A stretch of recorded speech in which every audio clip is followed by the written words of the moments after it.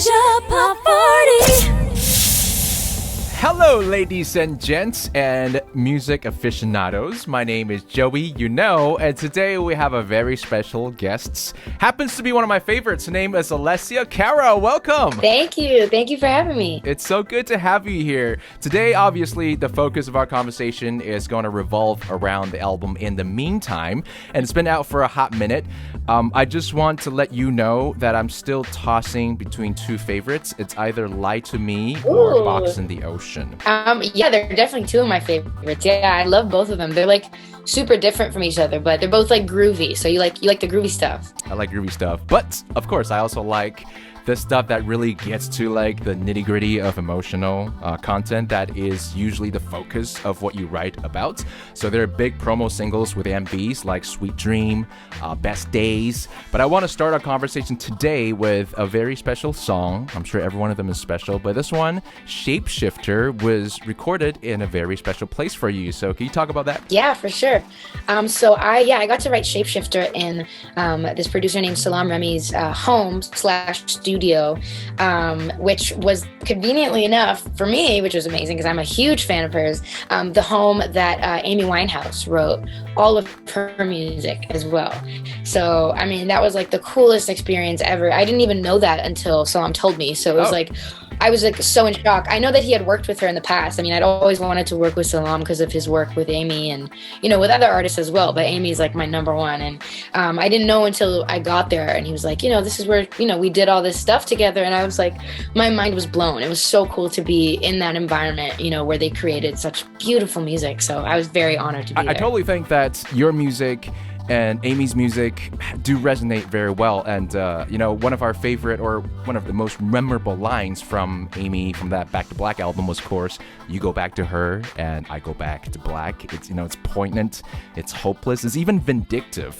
And sometimes your music has just a hint of that. So how was she special to you in that music writing sense? You kind of said it. Like she had this like intense like honesty in her music that was like super unapologetic. It was not sparing of anybody's feelings, not even her own. And it kind of felt like something that you shouldn't even be hearing almost, like it was that personal. And I, for the longest time held back a lot in my writing. Like I was still honest, but I don't think I really got to the core of it because I was either ashamed or fearful of, saying the thing that I needed to say. And honestly, Shapeshifter, it was the first song I ended up writing for this album. And I think kind of being in that environment where she wrote all of her music, it really kind of sparked something in me to be as honest as I really wanted to be, despite the fear, despite, potentially hurting someone's feelings. I was like, no, you know what? Like my feelings are hurt. I need to talk about this in the most honest way. And I think she like in a roundabout way inspired me to write that song, because I just thought of her and I was like, well, how would she say this? She would just be honest. So I'm just going to be honest. I'm not going to sugarcoat it, Yeah, good. And okay, so we could talk all about our love for Amy, but mostly Amy was well known for that one album that picked up 5 awards in one night back in 2008. And along the way, there's been, very few artists who can do that. One of them who recently dropped a new album, and she also happens to write from that darker place, from pain. Her name is Adele. So I wonder for you, do you resonate, or the Alessia Cara now, do you resonate with Adele or Amy more? Ooh, that's a difficult question because they're both like I listened to both of their albums like growing up through my life, and I revisit them now, and I think it depends on I guess the place that I'm in,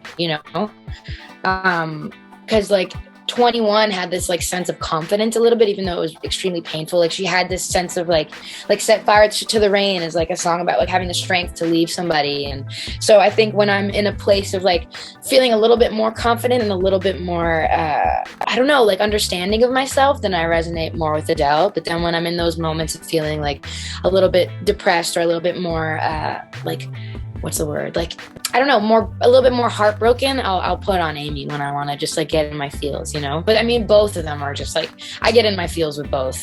I mean, Amy has confident songs too. So it kind of depends, I guess, on the mood or the time in my life. Okay. So let's continue with the tough questions. This next one, okay, which one do you like better? Christmas or New Year's? Oh, these are excellent questions.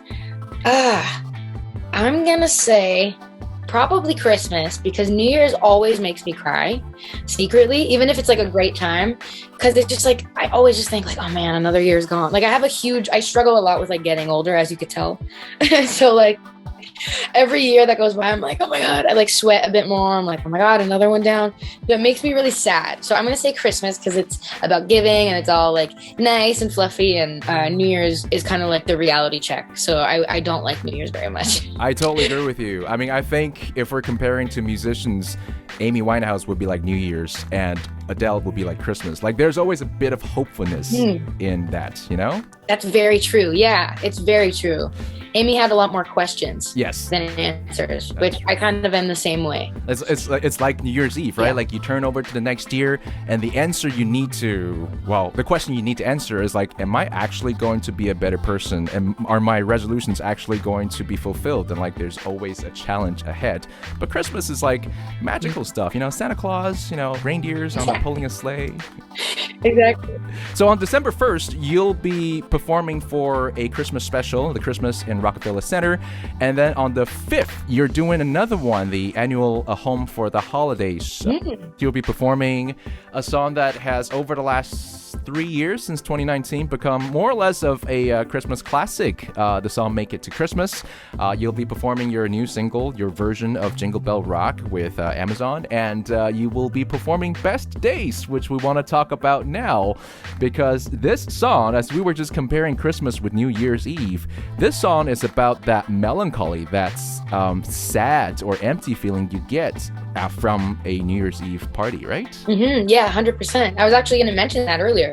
I mean, yeah, that stemmed from that melancholic thought that I was having one particular New Year's. It was like the New Year's going into 2020. So I actually had no idea what was ahead, the real chaos and melancholy that was gonna, be in front of us. But I still was having my usual, bouts of sadness. I think my default tends to be sadness, and my brain always tends to go to that melancholic place. But especially in the new year when, everything was like seemingly going really well, and I just had this very like looming thought and feeling that, nothing was ever going to be okay again with me, and I just was looking at my life and being like, man, I missed so many great moments because I was just too sad or too stressed, and I'm just like, what if I never have a good day again?